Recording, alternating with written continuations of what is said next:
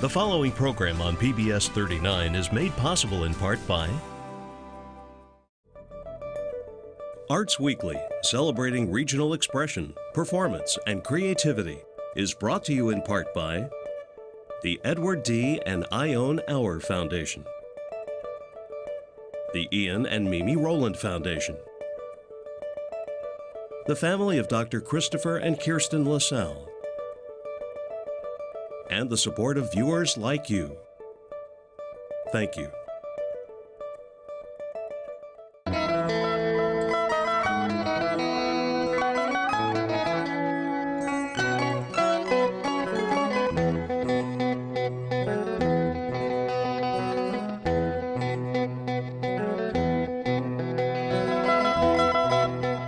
This is Arts Weekly. Arts Weekly is produced in cooperation with the College of Visual and Performing Arts at IPFW, offering degrees in fine arts, music, theater, and visual communication and design.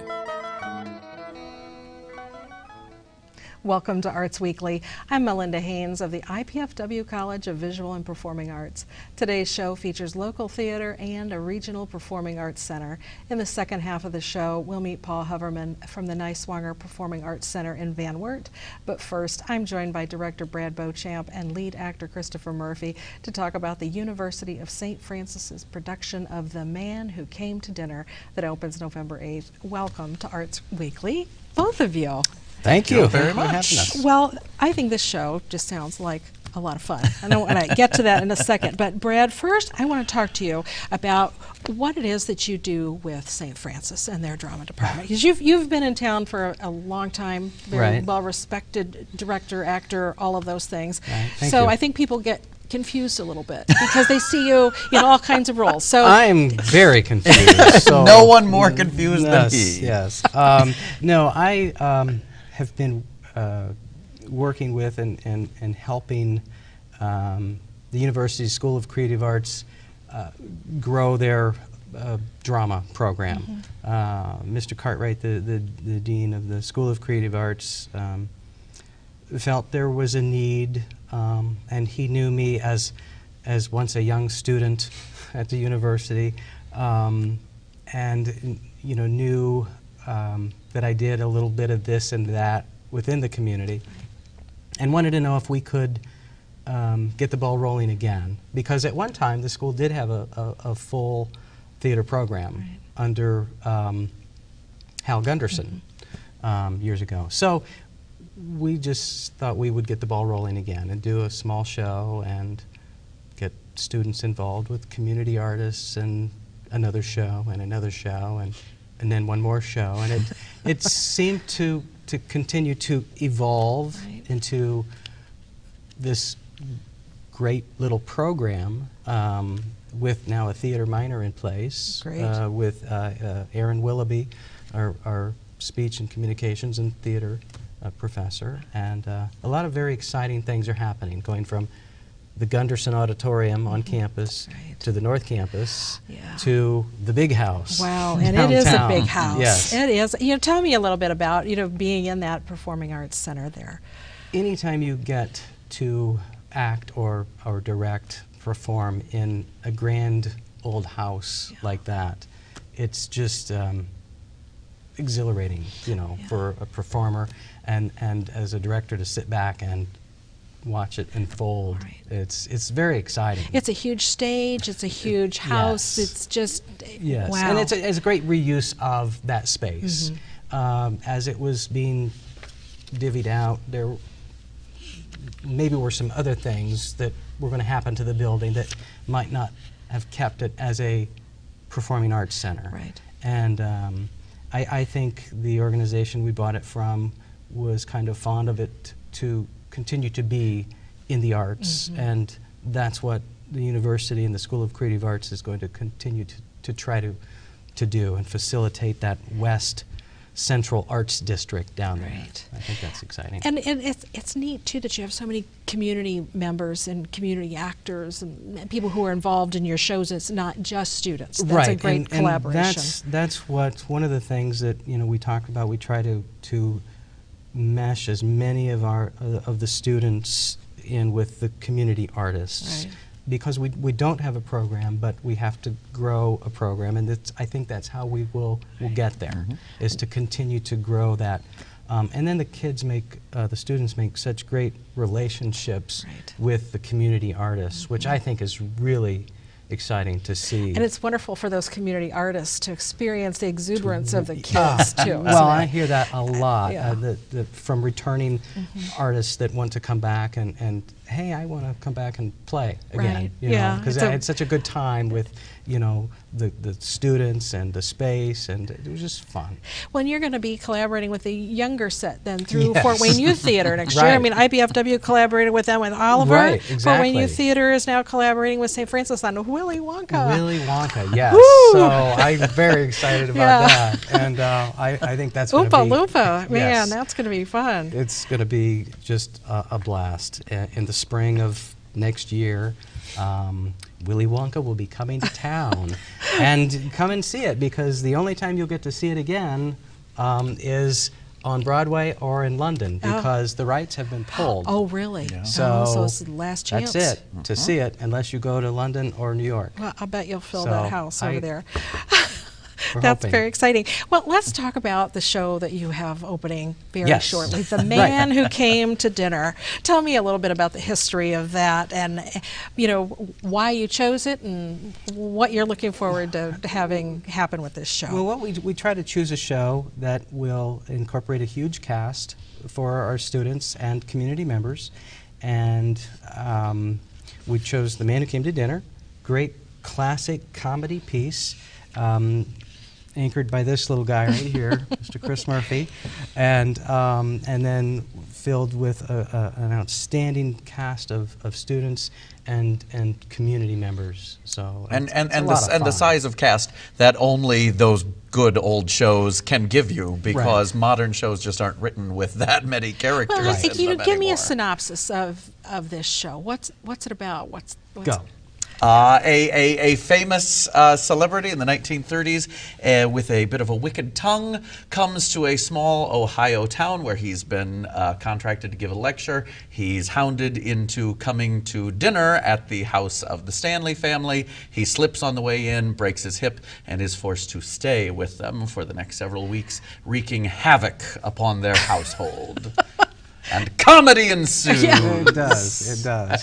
Well, I guess any time anyone would be forced into these situations, and I guess the forcing is kind of in quotes, but somehow, but that's the whole. He's none too pleased to be there, and he lets everybody know. So this character, Sheridan Whiteside, he's based on a real person. He is. He's based on Alexander Wolcott, who, while most people today have never heard of him, as Brad and I were just saying, was in the 1930s like the biggest celebrity in America. He was a theater critic, a writer, a lecturer, a radio personality, and he is the basis for this character. Kaufman and Hart, who wrote the play, were dear, dear friends of his. And one weekend he went to Moss Hart's country house for the weekend, and he was just terrible to everybody. He confiscated the master bedroom, and on his way out left this just wicked, wicked note about how it was the most unpleasant weekend he'd ever spent in his life. Kaufman and Hart get together the next week to work on whatever they're working on, and Kaufman says, well, God, the only thing worse would have been if he'd broken his leg and had to stay. Oh, there you Bingo. go. A light goes on and a play is born.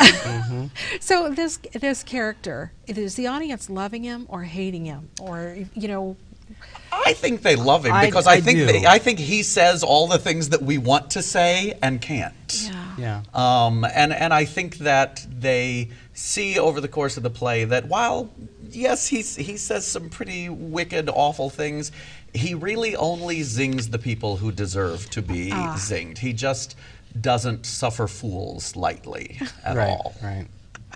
Now, you have played this role before. I have. So, when you're playing it now, what is your previous experience, bring to this performance? Yeah, it's do you interesting think? because I did it about 12 years ago at Arena Dinner Theater for my dear friend Harvey Cox was the director of that production, and he's actually in this production with us, which is a lot of fun. Everything comes around. Yeah, it does. And of course, the biggest difference is that I did it on a postage stamp sized stage the first time, and now I'm in a football field.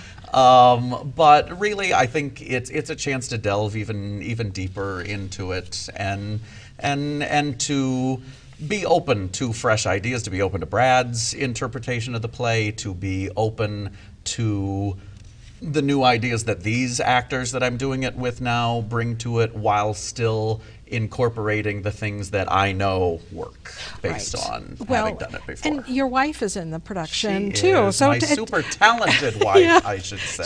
She is. Now tell me how that came about. And tell me about the role that she plays and how it interacts. Well, I will just say Leslie and I used to act together on stage. Yeah. You Leslie don't see being your us, wife. my wife, yes, Leslie, my wife. We don't act together on stage anymore, but So well, this that's might 'cause be the kids. first and no, last yeah, time. No. I think it's great. I think it's a lot of fun to watch them work together, and then talk about zings. Then we can zing you because it is fun. Yeah. To see you work together. They already have that familiarity with their characters and with themselves. What role does she play? She plays Maggie, my secretary, Okay. who is, it's an interesting thing because, in my opinion, it really is a love story between my character and her character, even though they're not the ones who wind up romantically in love with one another. But it really is this, beautiful platonic love story between these two people. And so, it's interesting because they do very much behave like an old married couple. And while only half of us may actually be an old married couple, as my wife will tell you, that's, very much our relationship, and she loves to put me in my place just like the character does.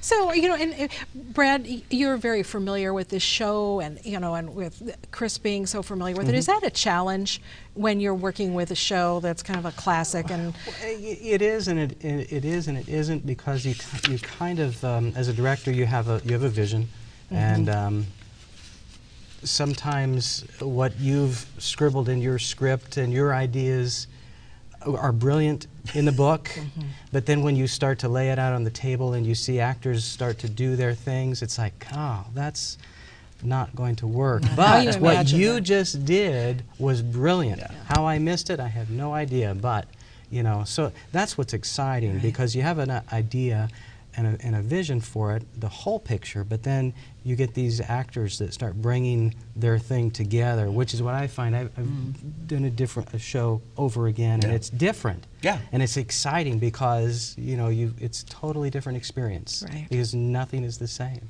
well, it's going to be a wonderful production. Tell us when it is and how people can get tickets. Yes, it is. It opens November 8th, 9th. It opens the 8th, and it runs the 9th, 10th, 15th, 16th, and 17th. And our box office is 422-4226. Great. Well, thank you both so much for being here. Thank It's you. going to be Thank a you very wonderful much. show. While we get ready for our next guest, Paul Hoverman, please take a minute to view our performance calendar of what's coming up in our area. You also can follow us on Facebook, Twitter, and YouTube. We'll be right back to hear more about the upcoming events at the Niswonger Performing Arts Center in Van Wert.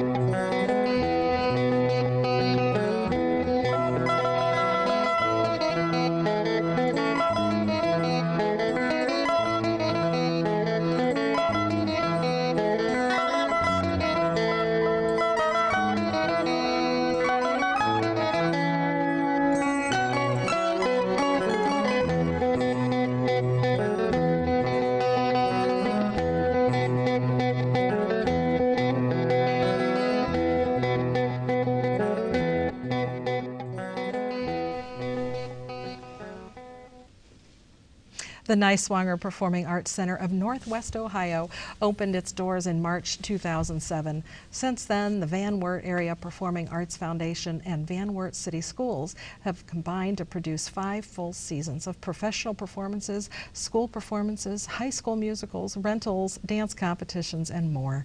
The venue hosts more than 25,000 people each year from as many as 25 states and Canada in its facility. Joining me today to talk about what's coming up this fall and holiday season is Executive Director Paul Hoverman. Welcome, Paul. Thank you. Nice to be here. Well, I think the last time when you were here, I was so excited to learn about the Niswonger Performing Arts Center, which is not very far away from Fort Wayne. Well, that's what we keep saying. Yeah. What is the typical drive? 35 minutes. Okay, so that's really you're not a whole lot further than if you're driving from the southwest side of Fort Wayne to the northeast. You might get there sooner. You can drive a little faster, I bet. Well, tell me about the Niswonger Performing Arts Center. I know I just read, kind of a general information about that, but tell me your vision as the executive director. What is it that you do there? Well, first of all, compliments to you on being able to pronounce everything so well. That's great. We hear all kinds of names, but yeah, Niswonger Performing Arts Center. And we actually have been in business now for 6 years presenting professional performances. We are attached to the Van Wert High School and Middle School facility, but it's operated independently of the schools. I see. So independent, operated by the Van Wert Area Performing Arts Center, it's the Van Wert Performing Arts Foundation. Yes, and we're the ones who then present all the professional performances that go on in there. Well, could you have imagined when you started, the breadth of the acts who have come through there? I mean, I am simply amazed by everybody who's come through there. Well, I'm almost amazed sometimes myself. Because you have not just musical performances, but you have lectures and speakers and shows and all kinds of things. Yeah, when we first got started, we kind of started doing concerts, and then I remember people saying, gee, do you think that we could actually do something like some Broadway shows or something like that? And I remember the first one we did was Annie, a Broadway touring show of Annie, and it was just spectacular, and people loved it. And since then, we've gone on and done a number of others.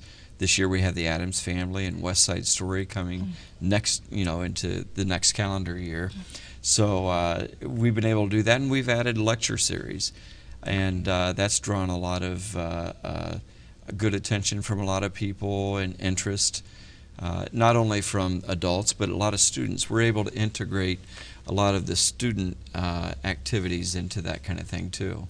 Well, and this is a huge auditorium. I mean, how many does it seat? Well, yeah, it's 1,200 seats. Yeah, I mean, that's pretty big for a high school auditorium. Well, I mean, a lot of high schools aren't say that fortunate. Yeah, people say that a lot, and they walk into our place and they say, wow, what a beautiful place, and this is not your typical high school auditorium. And I say, well, it really isn't.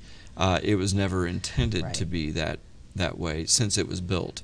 It was intended to be a performing arts center that would kind of drive the economy through the arts throughout the region, really. When you see these huge Broadway productions in there, plus the high school shows, I mean, that just must be such a thrill for those kids to be able to work in that sort of atmosphere for them. You think it makes their shows better? Oh, geez. The thing that we hear all the time is that, of course, we bring in the professional shows, but the school also uses it. Right. And just last year, they did a musical that did a Thursday, Friday, and Saturday. The high school did. They sold out Friday and Saturday. Oh, that's wonderful. And Thursday had 800 people there. Oh, my goodness. And there were people that were bringing groups over from Fort Wayne over to see a high school production. Wow. And it's interesting because the parents, with the professional atmosphere that we have and all the facility that we have, the kids look and sound so much better. Oh, yeah. And everyone says, man, our kids are so much more talented now. Yeah. Because they have a mic system that doesn't cut out. You can hear the kids and you can see them, and it's incredible. So they're very fortunate, as we are too. That is wonderful. So tell me about what's coming up then. What's your next big event that we can look forward to? Well, the next big concert that we have coming up it would be on November 1st, and it's under the street lamp. What is under the street lamp? Well, or who are they? I bet a lot of your PBS audience knows this. Okay. Because I think just probably within the last 2 years, they did a big PBS special Okay. that may have aired here. I think it did air here. And I know also that just last month they produced their second PBS special, taped it in Chicago. So that probably will be coming up pretty soon. Okay. But Under the Street Lamp is a group of 4 guys that were on Jersey Boys Oh, okay. on Broadway. Okay. And so you're going to hear a lot of the Frankie Valli and Four Seasons music and things from Jersey 50s Boys. and- Yeah, and they'll have a band backing them up. It's a very exciting show, and you can go to our website and see some video of their PBS special that they did a couple years ago. Oh, So that's it's great. it's a very exciting show, and it's nearly sold out already. Oh my gosh! Well, you've had a lot of things that are sold out. I saw you had what, the Ohio State marching band, and I'm like, wow, you get a marching band at the Niswonger? Well, you know, right now is probably a great time to be talking about that because on YouTube now is their latest halftime show of the Iowa football game Okay. that they just did last Saturday. And it's gone viral. There are up to, there's over 6 million viewers of that. I know it was on Fox TV, it was on NBC, Good Morning America. It's just gone crazy. And this band is going to be on your stage. They're going to be on our stage, and How do I'm they all proud. fit? Well, 225 brass and percussion. I suggest, I don't know, we're sold out. Yeah. So I was going to suggest you come and find out. Yeah, but I it's can't. going to be difficult. But it's going to be an exciting time. Everyone is just Buckeye crazy, you know, over in Ohio, as they should be. Yeah. With a good football team and an excellent marching band. And I'm pleased to say, proud to say, my son is a trumpet player in that band. Oh, even so, it's Yeah. super exciting Yeah. for you. Yeah, Oh, so that it'll be is great. great. Yeah. So then we're going to lead into the Christmas season here, and I know you have a full slate of things coming up. Tell me about what's coming up. Yeah, we sure do. Christmas has always kind of been special at the Niswonger. We've always had great attendance at our concerts. It seems like we've had some wonderful shows. I remember the first one we did was Marie Osmond, and she came to us like 3 days after she got off of Dancing with the Stars. Wow. So that kind of kicked off our Christmas time in our first season there at the Niswonger. But this year we have a number of things coming. I know we have the Sonus Handbell Ensemble. I am excited about that. Yeah. I am a handbell ringer, you know, Yeah. G&A 4, that's me. And they are, it's amazing to watch a professional handbell ensemble. You know, I was reading some things about this group. They're from Berkeley, California, in the Bay Area, and they're a professional handbell ensemble, one of the few professional ones in the country. And I was reading some information about them. They were talking about how they are described as the Olympians of handbell ringers. Now, when I think of that, and you probably know from your experience that they're probably going to be moving all over that stage at rapid pace. I know. To It's try to get to the next fascinating bell. to watch them and how, you know, the little Yeah. ones they play 4 in hand are probably Yeah. more than that and just moving. And it's a very physical It is. instrument to play, Yeah. those large bells and Oh, the yeah. sound that comes out of them. And it's at Christmas time. What could be better? Nothing. Right? Nothing could be better than Handbells that. playing Christmas music, Oh, you know. that's wonderful. Yeah. And what I was reading, there's a workshop afterwards? There is. So if there are any handbell choirs or ensembles out there, contact our box office, and I'm sure the contact information will be up here in just a second. Okay. And let us know that you'd like to bring a group. Okay. And immediately following the concert, we're going to feed everyone. Wow. Let them mix with the members of the Sonus Handbell Ensemble, and then we're going to do a workshop afterwards. Oh, that's very exciting. Yeah, and that's an afternoon show at 3 o'clock in the Okay, afternoon. so you got plenty of time Yeah. after it. So what else do you have coming up then for Christmas? I know there's a lot of other things. Well, coming we up, do. too. We have an entertainer that is certainly known to all the baby boomers out there, Tony Orlando. Oh, yeah. We had him about 5 years ago, and we rarely repeat performers. Right. But Tony was so wonderful. He came to Van Wert and actually stayed in Van Wert for like 2.5 days. people saw him all over town. Yeah. They were visiting. He was so personable. Yeah. He loved Van Wert. He told us. Now I know people say all kinds of stuff, but I think he was maybe genuine. He said, you know, if I had to move to another town, he said, I'd love to move to a place like Van Wert. Oh, how sweet. Yeah. So I knew it was time to bring him back. Oh, definitely. Yeah. And then what? You have Dave Cause? Yes. By the way, Tony Orlando's on December 7th. Okay, great. And then just a few days later, Dave Cause and Friends. Okay. Dave Cause is a jazz saxophone Okay. player. And this is a big Christmas show that he does and tours. He usually is doing like Chicago, Detroit, Columbus, areas like that. And I wanted to get that show. Didn't know if we could, but we were fortunate to land them on December 10th, Wow. which is a Tuesday night. But Dave is bringing 3 other friends with him who are jazz solo performers themselves. So it's going to be a huge concert. With Dave will be Oleta Adams, who is a kind of a bluesy gospel singer. Jonathan Butler, who is from South Africa, a guitarist, and I understand he does some incredible things. And Keiko Matsui, who is a jazz pianist from Japan. So it's going to be a big show, and anyone who loves jazz is going to really like this show. And then right after Christmas, or about a month later, I guess, you have the Russian Yeah. State Ballet. We coming do, in. yeah. That's a real treat, too, and not something you're going to Yeah. see around No, here you very often. don't see Russia around here too often. No. And they are all Russian. And, you know, walking around backstage, no one will understand a word that we say. Right. And we won't understand what they're Yeah. saying. But the key thing is they are tremendous ballet dancers. Right. And the backdrops they bring are beautiful and gorgeous. And it's Prokofiev's Cinderella. Oh, So a that's- wonderful ballet. That is going to be great. Yeah. So now Under the Street Lamp again is coming up next. November 1st. November 1st, Yeah. and you can get tickets. Boy, I think last I looked there were maybe 25 few left. left. So call immediately or go online. Fine, and Go get online those and get them. tickets. Yeah. Okay, great. Uh-huh. Well, Paul, thank you so much for being here today. Thanks, It's always great to have you here. Thank you. I'm Melinda Haines with the IPFW College of Visual and Performing Arts. Please tune in next time on Arts Weekly when we'll meet Allison Ballard to learn more about the Fort Wayne Taiko Drummers production of Knock on Wood, November 3rd. Then Diane Shaw, director of the Fort Wayne Civic Theater's upcoming musical 9 to 5, joins us to share details about this great show opening November 9th. For up-to-the-minute arts updates, you can find us on Facebook, Twitter, and YouTube, and be sure to join us here live Thursday evenings at 7:30 on PBS 39. Thank you for watching Arts Weekly.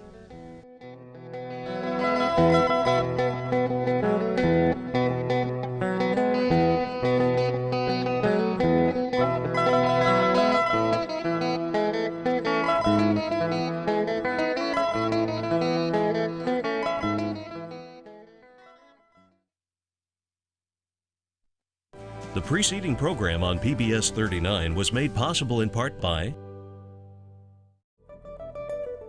Arts Weekly, celebrating regional expression, performance, and creativity, is brought to you in part by the Edward D. and Ione Auer Foundation, the Ian and Mimi Rowland Foundation, the family of Dr. Christopher and Kirsten LaSalle, and the support of viewers like you. Thank you.